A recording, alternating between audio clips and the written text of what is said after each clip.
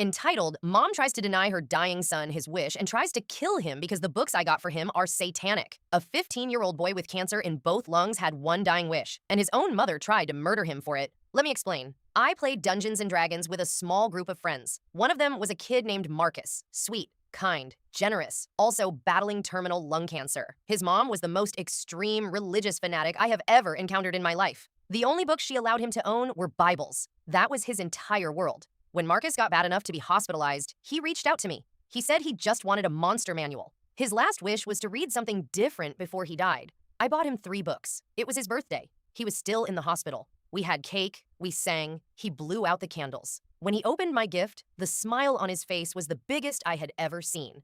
But wait, it gets worse. His mother picked up one of the books, relit a candle, and held the book directly over the flame.